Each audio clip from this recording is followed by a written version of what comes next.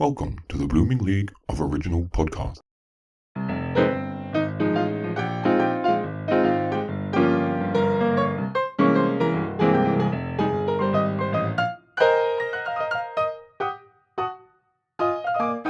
Hello and welcome to Talk Musicals to Me, a fun theatre podcast about musicals and their impact on people. My name is Caroline Sheen and I'm here to quiz some of the leading creatives in the entertainment industry about their relationship with musical theatre and how certain musicals may have influenced their lives in ways you may not even expect. From how they first encountered a musical to musicals they may never even have seen, let's dive in and introduce today's guest to open up and talk musicals to me.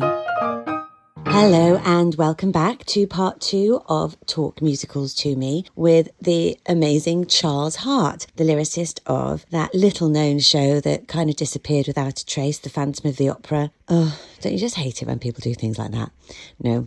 Of course, it's the hugely successful Phantom of the Opera, along with many other shows. And have a listen in now to hear the second part. You're so much more than a lyricist. That's what I'm learning from this. So many strings to your bow, literally, as a violinist, a keyboard player, a pianist, a composer, everything. Amazing. I'm still stuck with the whole kind of legend of your family. And I love the idea that your grandmother was the grandmother in London's Little Night Music. And her sister, which means a lot to me, was in Mary Poppins, the movie. If you know Mary Poppins, the movie, she's the maid that sort of screams every time the admiral down the road that lets his cannon off. That's right. Yes. I remember the crockery shaking. Yes. But you know, Caroline, I have to admit, Mary Poppins is a long film, as I understand it. And I haven't ever actually made it to the end. I love that. Despite the fact that my great aunt features in it. Somebody told me the ending of it the other day, and I couldn't believe it. It was something about all the bankers. They all die, and it's all die. Gory. Yeah. And I said, that's how it ends? Mary Poppins ends in a bloodbath?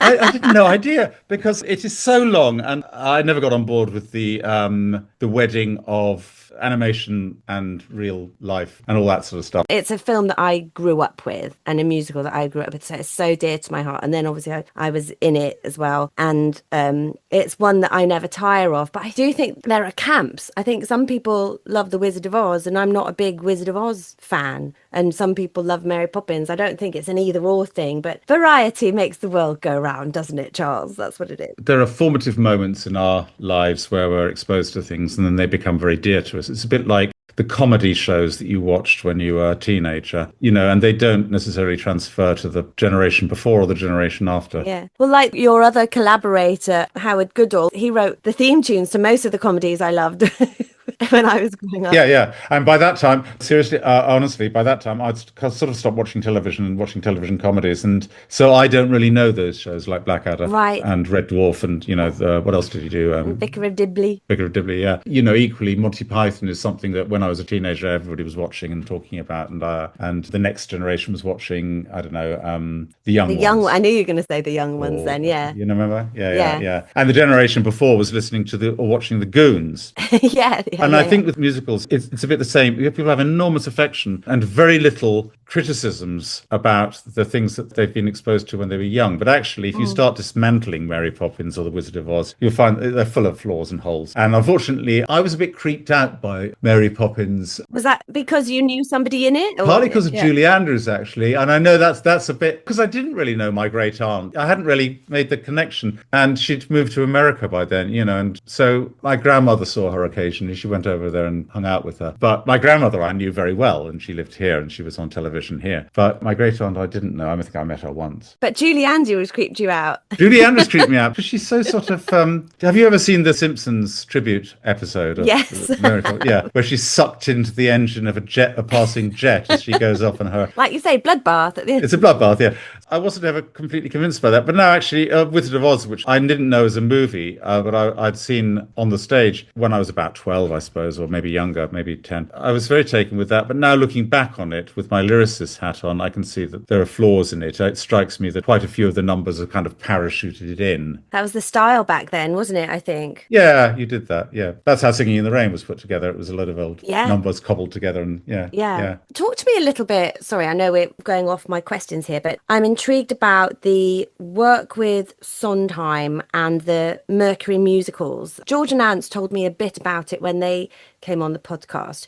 What was your experience of that? And because it's been such a sort of incredible thing for British writers to have this place where they can come and meet, learn. And... Yeah, I'm glad about that. I was always a bit of a skeptic because I got involved, I think, because I've got a big house and it's got an interesting name. Right. It's called the Mercury. Oh, wow. Yeah, so it was a natural venue for those initial meetings. However, they were based on the course that Steve Sondheim had mentored for musical theatre writers, which included George and Anthony. And I hadn't been part of that, so I wasn't really part of that cohort. Right. I hosted it, but I wasn't embedded in it in the way that they were. And the reason I was skeptical about it was I wasn't quite sure whether I liked the idea of a fraternity of musical theatre writers because it's quite lonely. But I also thought, I don't know how this is going to benefit us. You know, we'll get together, we'll talk about musical theatre and support each other. But actually, and that's good. But we're also all following our own paths, which are in some ways in competition with each other. Yes, and you don't want to all be on the same page, actually, really, do you? You all want to have individuality and uniqueness. But I think there's another aspect to this, and I don't know if you've experienced this, but I think there's a difference between New York and London as hubs of musical theatre and theatre in general. It's sort of looked down on, isn't it, here? We're always told we're stagey or too showbiz, but actually it's our job and it's our profession. Yeah, there's a long running show which comes and goes, I think, on Broadway called Forbidden Broadway, a review. I don't know if it's still Comes on. back every now and then, doesn't it, with a new session of up to date. Yeah, parody numbers. Yeah. And there's an assumption that, everybody will know the numbers because everybody's seen all the shows and therefore they'll get all the jokes. And they've tried to do that here and it's never really taken off because that community doesn't exist, I don't think. Yeah. Which is a pity, but It's so small. I think being on that island and literally, even though we were out in a different country watching shows, I was bumping into people that I knew from here. It's almost like you see more people in New York than you do in London because everything is so packed in tightly together, which I think probably assists that feeling of community because you see everybody walking down the street. What were you saying about the Forbidden Broadway that I very badly interrupted you on? Only that it's never really taken off as a concept here. They've tried it several times. Richard Cates did a show called Wicked Lips, which was a similar idea. And that had a moderate success, but it was never a recurrent feature because there weren't enough people who would get the jokes, good though they may be. How do you feel when they're lampooning your stuff? Because there's a Love Changes Everything piss take, I'm sure there is. I haven't heard it. I'd love to hear it. We have to find it. But don't think that I haven't done a few. Oh. The first person to lampoon one's lyrics are the lyricist, Yeah, is yourself. The Love Changes Everything one is I sleep with everyone. I sleep with everyone. Da, da, da, da. Excellent. It's very, very good. It's very funny. It's slightly better than the original, actually.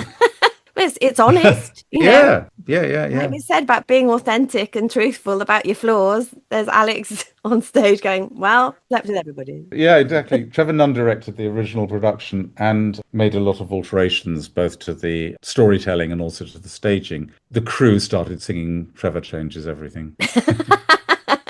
None changes everything. Yeah, well, none would be better, wouldn't it? Yeah, because of the scans. They didn't really get the scansion right, but... Right, let's crack on with my questions for part 2, because otherwise we will be here forever. Charles, if you were in charge of all the schools in the country, what musical would you put on the school curriculum? To study or to perform? Either. I think probably perform. That's what you want people to do, isn't it? Is have that experience. You want them to perform a musical which involves everyone. There's some odd choices that schools make with musicals, I think, sometimes. Our school did Joseph and the Amazing Technicolor Dreamcoat, which is quite a good musical, particularly for an all-boys school. I went to a grammar school in Maidenhead and it was all boys. And it was sort of written for that, wasn't it, I think? It was written as a kind of school cantata and then it was expanded into a show of at least twice the length with additional numbers. It suffers slightly from having having a star role. You know, you shouldn't really have a star role in a school musical. And they do odd choices. I heard of a primary school or junior school doing Thoroughly Modern Millie, which is about the white slave trade, isn't it? Yeah, it's problematic, as they say. It's problematic, to say the least. Yeah. So what would I put on the curriculum? This is an odd thing to say, and it's controversial. The first thing that springs to mind is Fiddler on the Roof, because it says something, I think, quite deep about the 20th century, and by extension, the 21st century, which is that children move away from their parents. Oh, interesting. Yeah. You know, it's about change. It's about migration. I just think there's a good history lesson there, and it's lovely music, and it's heartfelt. I don't think it's one of the great, clever musicals. It's an unpretentious and heartfelt statement. And although, again, it suffers from having star roles, Tevye and the wife are star roles, and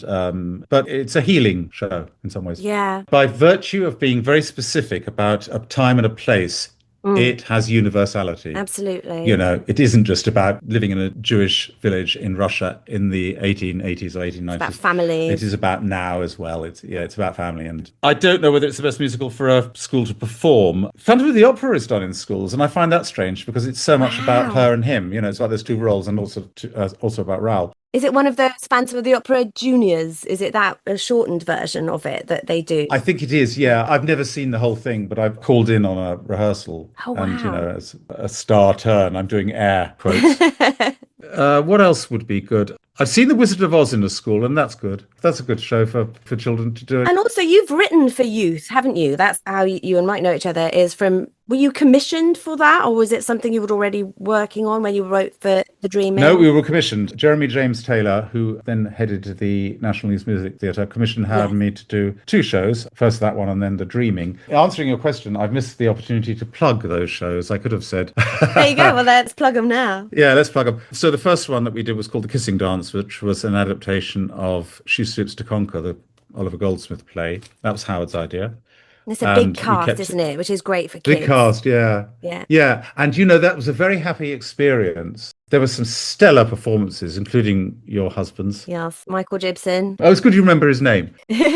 So everyone was just lovely to work with. But that's a show, actually, that would work well in schools. The Dreaming is done sometimes in schools. It involves younger children as well. Because that's based on Midsummer Night's Dream, isn't it? Yes. The Dreaming. Yeah. So we were mindful with both of those musicals of trying to create shows which had a good bunch of good parts and that didn't centre around 2 or 3 people, that centred around 6. And didn't The Dreaming also have like some quite incredible people in it? Ben Barnes was in it. Ben Barnes, Jamie Campbell-Bower, is that his name from Stranger Things? No, Jamie Campbell-Bower was in Bend It Like Beckham. Oh, was he in it? Was he in The Dreaming? Mike thinks it was in The Dreaming as well at some point because they've done it a few times, haven't they, at the NYMT? It's possible. Yeah. He's of the right age. And he also thinks Lily James did The Dreaming as well, if I remember rightly, who's now quite a big old movie star. I don't know. All these stars, you didn't even know they're there, Charles. It's great. I don't know. I know, it's terrible. So he did Bend It Like Beckham as well. Oh, fabulous. Yeah. On the Stranger Things publicity circuit, because they've just done the end of their final season, there's been all these little videos of people in musicals, and there's Jamie singing, and because he then did the movie of Sweeney Todd, and all the little kids that are in Stranger Things when they were younger were like Gavroche in Les Mis and Simba in The Lion King and Annie and stuff. So it's great. I love that. I think if you do musicals when you're younger and then you grow out of them, you have more chance of getting to be super famous in movies than you do if you stay in them. I think you just get sort of tarred with that, oh, they do musicals. Yeah, that's interesting. I'm also of the opinion that if you're a triple threat, as they say, you know, if you can sing and dance, you're a more employable person, not just because of the talents. The actors that I like best can sing and dance because they have a physical command. You know, they're not simply acting from the neck upwards, which is a weakness, I think, sometimes among British actors particularly. Yeah. We're famed for our voices, you know, our speaking voices. Yeah. You know, the Broadway actors who I think are great, and this includes film actors, are often people who have their roots in musical theatre, like Robert Downey, for instance. Oh, yeah. He's fabulous, isn't he? So let's say for the schools that they need to do The Dreaming and The Kissing Dance. Let's say that if we want, yeah. They need to be done more because they're fabulous, absolutely fabulous. If you're putting on a school production, have a look at these. Honestly, I mean, barely a day goes by where Mike doesn't mention something about doing The Kissing Dance. That is so sweet of him, yeah. That massively formative experience. auditions for him. Well, you know what? It was for me as well, even though I'm older and I was established and all that. It was a lovely experience. Yeah. You know. I think everyone had a great time on that. That's lovely. I think there's a recording you can listen to of it somewhere on. There is actually, yeah. I don't know where you get it. I've got a whole box of CDs here. So if you write to me, care of your show. And you post them out. There you go. Fabulous. Yeah. That's not an offer you get every day, folks. My next question, Charles, is which forgotten musical would you like to see remounted? There are a couple by Frank Lesser. When I conceived my enthusiasm, my passion for musical theatre, it was difficult to get hold of recordings. There was a lending library in Maidenhead, and I used to get scores, vocal scores, which is how I found my way around those sorts of accompaniments on the piano. And some musicals I only know in that form, you know, from singing and playing with them. And my sisters used to sing and I used to play the piano, and it was a family pastime. And there were a couple of Frank Lesser ones that I don't think are ever done. The Most Happy Fella and Where's Charlie? Oh, yeah, Where's Charlie? Are you aware of productions of those? Because I'm not. They did Where's Charlie about, I think, maybe 15, 16 years ago at the aforementioned Regent's Park. Strange one for Regent's Park, I guess, because it's quite a sort of drawing room comedy, isn't it? Yes, it is. It's very indoors, yeah. They did that, and then Mike's year in college did The Most Happy Fella, and that actually, I think there is a case now. We are building a case here, guys, because this is the third time this question has been answered with The Most Happy Fella. Oh, interesting. So I'm thinking this needs to happen. There is a drive building for The Most Happy Fella revival, so let's get it done. There was a very sweet musical that was done in the 70s. It must have been one of Michael Bennett's last musicals, and it's by, I can't remember the composer's name. Alan and Marilyn Bergman wrote the lyrics. It's not very often I say that. You know, usually it's the composer you remember and not the lyricist. And that's true also for me. Called Ballroom. Do you know that score? Yeah, I know one of the songs from it that's done quite a lot, or was used to be done quite a lot, was 50%. Yeah, that's right. There's a fabulous song in it called 50%, but that's literally the only song I know from it. It's the 11 o'clock number, yeah. Yeah. Yeah. It's very, very charming, and I've never seen it. And actually, that might also be an answer to your earlier question about which musicals would I like to have seen. That's one of them. And I don't think it's ever been revived. I think it's probably expensive. It's got a big cast, there's ballroom dancing in it, you know. But, you know, but off the back whole of the thing success about of Strictly and everything, exactly. Yeah. So I think there's a case for Ballroom. They did a movie of it, which is sort of terrible because most of the music's cut. Oh. You know, it's got about 2 songs in it, which is very strange. It's a movie musical that's pretending it's not a musical, which I hate. That's right. Yes. I hate it, but yes. Yeah. I found it interesting what you were saying earlier about movie musicals and seeing them on television or in a cinema and then actually going to see a live show and how that's what got you engaged. I think that's really fascinating. There is some kind of disconnect, isn't there, with a screen. Yes, and particularly the way they were making film musicals in the 60s and 70s, well, the 60s really, where the style was super naturalistic. And so you saw, you know, people on location and somehow magically there was an orchestra there. And I found this so disconcerting, and it was such a challenge to my suspension of disbelief that I found it quite alienating. Whereas in a theatre, you can see there's an orchestra there. The singer or the actor is expressing themselves to you. They're acknowledging the audience in a monologue, as Sondheim calls them, you know, or a song, as other people call them. So suddenly it made sense to me, and it hadn't before that. However, revisiting some film musicals, I think there are some notable exceptions. I think the film Fiddler on the Roof is very good. Is it Miloš Forman who did it? Did he also do Hair? Norman Jewison? Or was it Norman Jewison? Yeah. Miloš Forman did Hair, Might be wrong. and I think that's quite a successful film musical because it's so stylized and it acknowledges its artificiality. But the films that didn't, I mean, I have to say that includes all of the Rodgers and Hammerstein musicals really that were filmed. Yeah. I've never liked the films of them, and that includes, I never made it through The Sound of Music either, by the way. Oh my I never got to the end of God. that. You really don't like Julie Andrews. Oh, you're right, that's what it is. That's what it is. She's the common denominator. She must never hear this. No, we must never play this to Julie Andrews. That's hilarious. I had a teacher at school who approved of my love of musicals and tried to educate me in older musicals, Bob Stanley, and he directed me in a couple of Gilbert and Sullivan things that we did. Oh, lovely. Yeah, and so, you know, that was a thing that we did for a while at school, in collaboration with the girls' school. And he once said that all he asked of a singer was that you could tell what note they were singing and what word they were singing. And then he paused and he said, actually, that's not quite true. Otherwise, Julie Andrews would be the greatest singer in the world. Wow. You know? Wow, there you go. I know what he means, you know, because you can tell what note and what word she's singing, but it doesn't do it for me. Oh, I love Julie Andrews. I'm just putting it out there, Julie. I love you if you are listening. I'm sorry, Julie, if you are listening. I liked you in Victor Victoria. What I find interesting about film musicals, and this is something that I can't remember if this is on another podcast or if it's something that somebody said to me, but Phantom of the Opera, for example, huge leviathan of a musical theatrically, still running, still making money, still touring, still in God knows how many countries. Going back to New York right now, there's a thing of it, that a masquerade, like an immersive Phantom of the Opera, it's still making money. I think it was somebody at Cameron's office told me this. When you make a movie, it doesn't really continue to make money. You spend the money on it, you release the film, it makes money in the cinema, and then obviously DVD and streaming sales, but then it really dwindles. Whereas theatrically, if you've got a hit show, Lion King, Phantom, Les Mis, all those, they are continuing to make money 40 years later, but the movies aren't making anywhere near as much as that. No, I've been told this by friends who've written successful movies. They say, you have to get the money up front because the back end is not worth it. And anyway, producers of movies are notorious for withholding that money. And,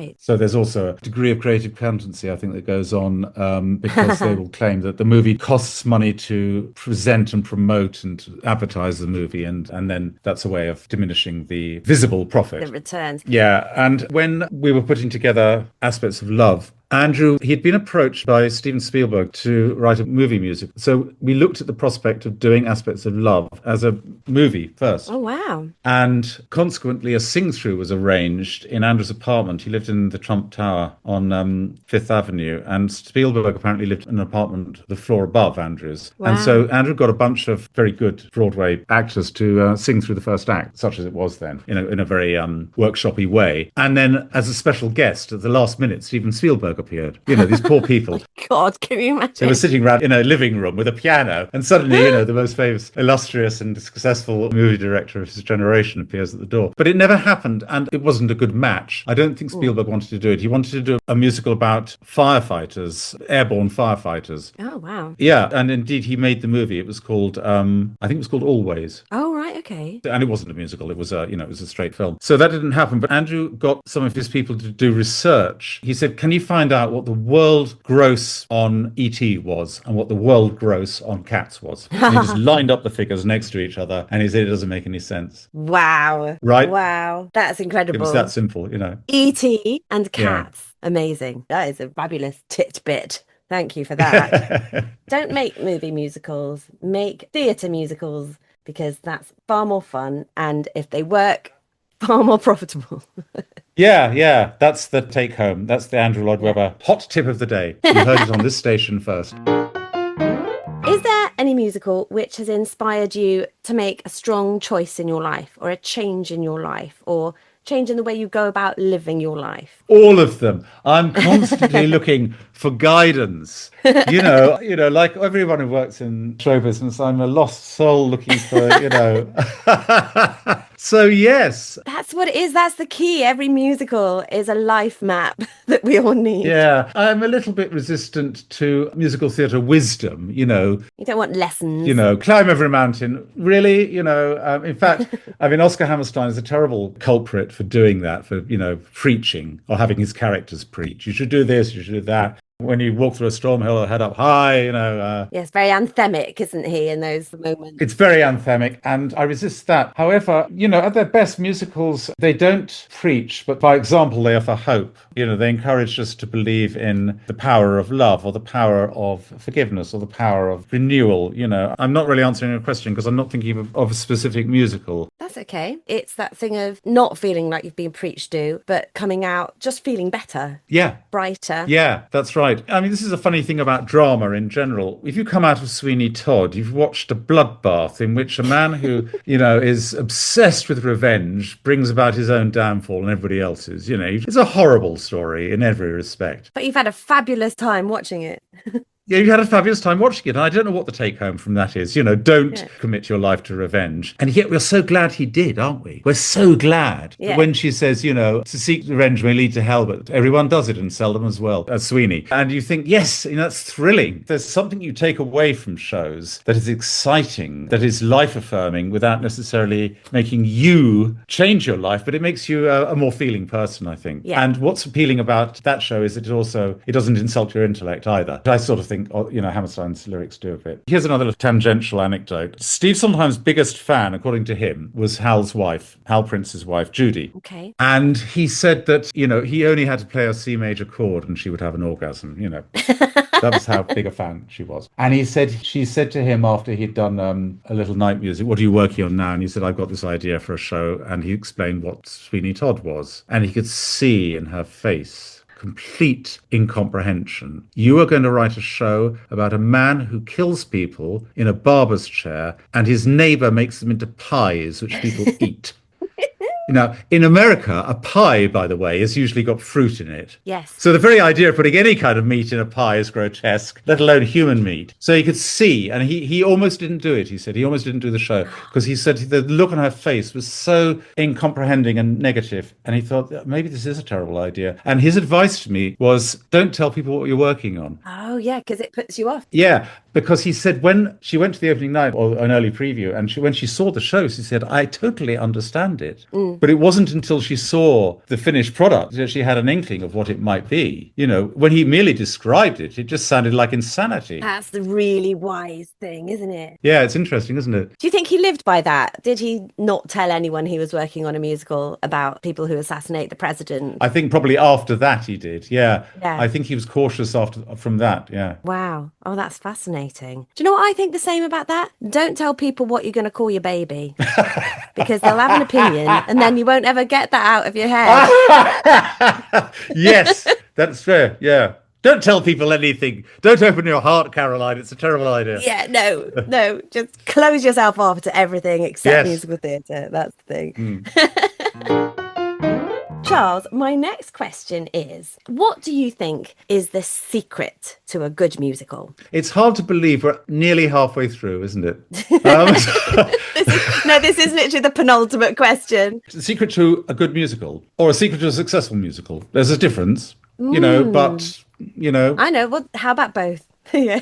Well, the secret for me is to surprise me, and there is also, I think, a clue in the word musical, and that's music. If the music is, for me anyway, generic and unmemorable, then I don't really like the experience. Now, some people say that's not relevant. The important thing is the total effect, and everything depends on the book. But, there are musicals that have fabulous books that are never done. There are musicals that have fabulous scores with bad books that are never done, and they fail in different ways. As we know, it's a highly collaborative art form, so it's a question of getting all those elements right. Do you know what I also think, Caroline? I'm not blowing smoke up your butt, but I think performers matter a huge amount. Ah, really? Yeah, I think that so like casting. Yeah, shows are vehicles for performers, although we remember the writers of them because the shows get revived if they are good. But they were written for people. And, particularly the earlier Richard Rodgers musicals were written for the performers of the day. And the runs didn't tend to outlast those performers. When the performers left, they weren't recast. That was it. Yeah. And, I don't want to elevate the form more than it should be, but if you go and see Shakespeare, you tend not to go and see it because you fancy seeing Twelfth Night or because you fancy seeing King Lear. You want to see a specific performer doing it. Yeah. That helps, doesn't it? Yeah. And so, if I was told that they were doing a revival of Hello, Dolly, I would want to know who was playing Dolly Levi. Yeah. I wouldn't think, wow, I've got to see it. It's Jerry Herman. No, that's really interesting. Interestingly enough, The Aspects of Love is the last musical that has been done, definitely in the UK, that made somebody a star. Michael Ball. Yeah. I don't think there's been one since. That may be true. Yeah. That you can say Michael Ball to someone in the street and they know who he is. Same with Elaine Page. I don't think there's been a musical theatre performer since then that you say, maybe Cynthia, but that's obviously because of the Wicked movie. As was the movie, yeah, yeah, yeah. I'm trying to think of exceptions to that. That was an excellent piece of casting, I think. Yeah, I mean, String Awakening was fantastically cast. I'm very sorry that it wasn't more successful and didn't see bigger audiences. I can sort of understand why as well. I saw it about 8 times. I loved that. It made stars of the performers in New York, and it should have Yeah. made stars of the people in London as well. It just wasn't on long enough. The two lads have gone on to do Yes, they have very actually. well, Yeah, and Charlotte is still doing musicals, I know, and she's being brilliant in them. Iwan and Irene, they're both Welsh, which is fabulous, are doing brilliantly in sort of film and television. But yeah, they're still not sort of the people you would sort of say to somebody in the street, do you know this name? And they, like Michael Ball, they would know exactly who he yeah, is. yeah, yeah. Well, of a certain age, I guess, maybe. Once you have written a show, is it fun to cast it? Is it fun to be on that side of the panel? Or is it actually quite, do you think, are we ever going to find somebody? I'm not involved very much, to tell you the truth. It's Right. really more a director's choice. But yes, it is quite fun because one of the fun things is dealing in improbability. Sometimes the best choice, the most obvious choice, isn't the most exciting choice. So when Andrew decided to approach Michael Crawford to play Phantom of the Opera, it was a very Yes. improbable choice, but it was quite exciting. Wow. So I'm interested in that sort of timeline. You played for somebody's audition for Phantom of the Opera, and then you were hired as the lyricist. Was it already written and then did you rewrite it then? Or what? Well, some of it, yes. Right. Some of it was written and I rewrote it. Some of it was unwritten and I did it from scratch. wow. As Hal did, I contributed to the book. And like Hal, I don't take a credit for it because that's how musical theatre works. Yeah. Everybody does everything, but you have separate credits. And fighting over them, frankly, is unseemly. And yes, Michael hadn't been cast at that point. That's amazing. That is a real left of field thing. Yeah, it was very left of field. Yeah, yeah, yeah. But it was always going to be a vehicle for Sarah, Yeah, yes, absolutely. Because to the British public, he was Frank Spencer. He wasn't the Phantom of the Opera at all. He was a clown, really. First and foremost, he was Frank Spencer. He'd been very, very good in Billy, the musical version of Billy Liar by Don Black and John Barry. I'd seen it, actually. That was a Drury Lane. And that had Elaine Page in it. Yes. As one of the girlfriends. Yes, and Gay Soper, lovely Gay Soper. A gay soper, yeah, yeah. Again, it was light, it was comedy, it was clowning. But Andrew had seen him in a musical called Flowers for Algernon. Oh, yes. That's what made him think he could do it. Oh, interesting. Now, the woman who played opposite him in Flowers for Algernon was one of our teachers at drama college, Cheryl Kennedy. Oh, right, yeah. Yeah, she went into teaching and was fabulous. Michael drives a lot of people out of the theatre, I think. We are being sassy on this podcast today. I'm loving it. Oh, God, I'm not going to live this down, am I? No, that's fabulous. So, my final question, you will be pleased to hear, Jack, Oh, wow. is which musical do you turn to feed your soul? And you can absolutely use one of your musicals here. Is there something you go to go, I want to feel good? Listening to my own work doesn't feed my soul. It doesn't deplete my soul, but it puts me back in the workstation, Yes, I can imagine. Yeah. And actually, funnily enough, listening to Phantom of the Opera takes me also back to the original process. It's nostalgic. I don't hear it in the moment. I'm back in 1986. Is that a happy nostalgia? Did you have a lovely time? It was very strange. I suppose so, but it was also very anxious, and Yeah. it was stressful it was surreal, and I was 24, 25. Yeah. Did you have any idea that 40 years later it would still be on and it would be this? I didn't have any idea that I would still be on 40 years later.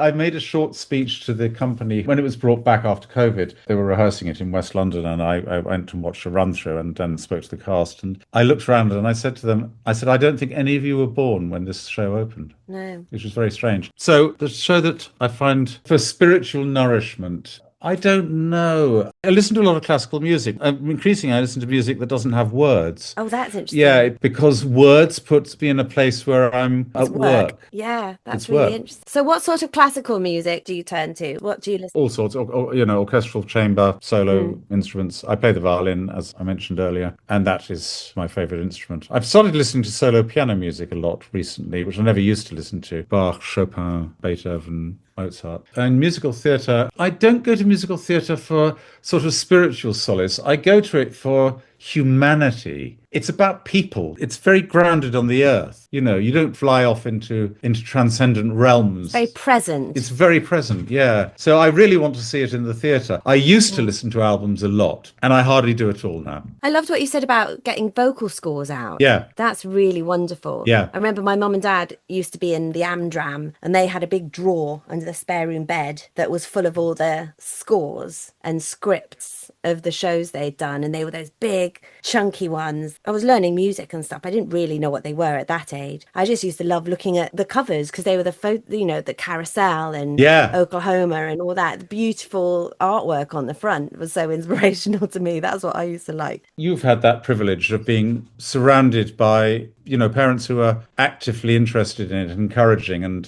created an environment. Oh, the Amdram was everything growing up.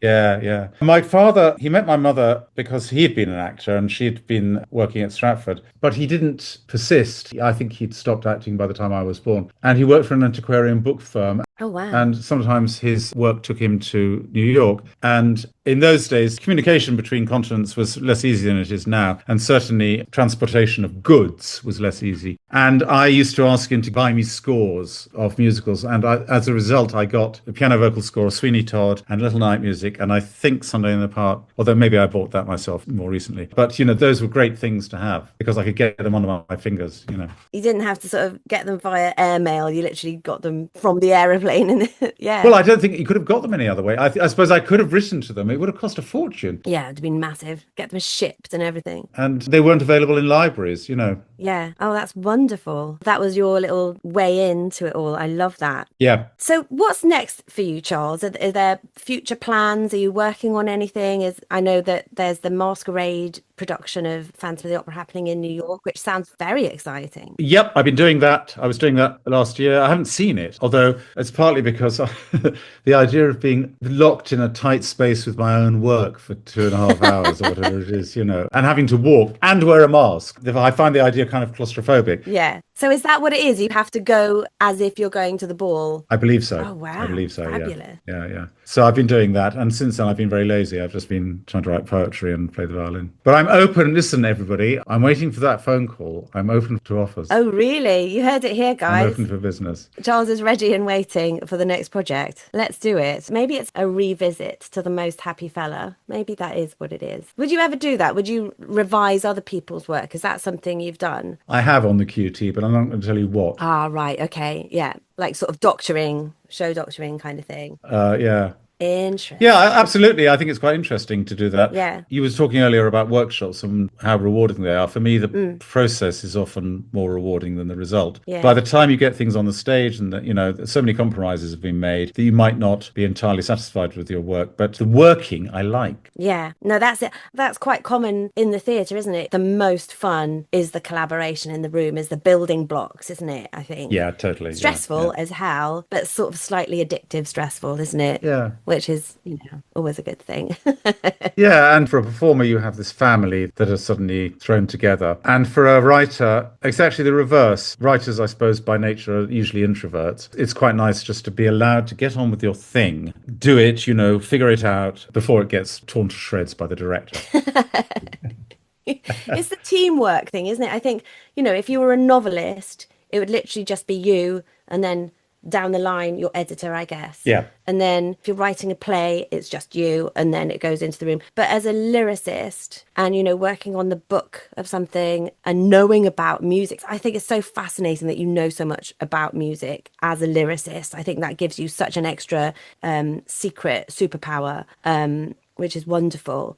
But it's a team. And it's collaborative. So like you say, you are then part of a wonderful family of people all putting something on. You have to be quite modest as a lyricist, I think, because it's often you who is asked to make the compromises. And it's quite a funny job because it's technical, but everybody can write words. Therefore, everybody thinks they can write lyrics. And then when they start trying to do it, they find that it's like a puzzle. It's like a crossword that has no right answer. Yeah. Oh, absolutely. And so you're fiddling around putting these things together and thinking, oh, but if I change that word, that won't work. And then I'll have repeated this bit. And of course, you're always asked as a lyricist to tweak things, and you can't really tweak things. You have to. Sometimes I say, listen, it's either going to be like this, or I'm going to start again. I think Don Black, no, he didn't coin the phrase, but he used it as the title of his book, The Sanest Guy in the Room. He said, that is often who the lyricist is. Yes, see it all for what it is, probably best out of everybody. Yes, and doesn't have quite the same, what's the word? I don't want to use the word ego, because we all have egos. They're not waving a flag. They're not fighting a battle to the same extent. In order to be a composer, you have to sort of be very sure of yourself. You have to say, these are the notes that I wrote. These are the notes that I chose, and they cannot be changed. Composers tend not to be very compromising. And directors and actors are looking for ways of solving their problems. Yeah. And often the way of solving a problem is to go back to the writer and say, could you change that? Because I think my character would...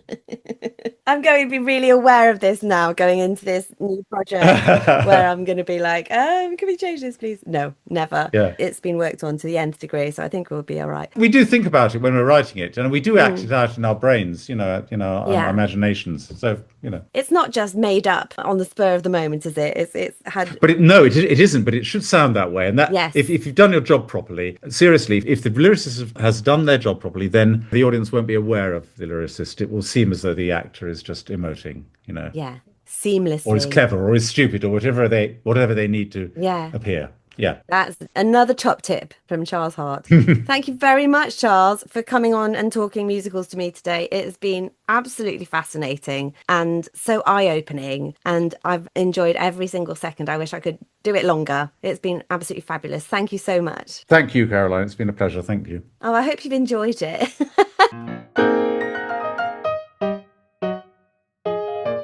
Thank you so much for listening today. This has been Talk Musicals to Me for the Bloop Network. My fabulous producer is Aaron Ware, and the music you heard is from the pen of the sublime Tom Self. If you get a moment, please subscribe or follow and rate the podcast by clicking the stars below on the podcast page. It takes about 2 seconds to do, and it will really help the podcast and its future life, and would make us massively, eternally, enormously grateful. In the meantime, another huge thanks for tuning in, and please do so again next time to see who will be next up to talk musicals to me.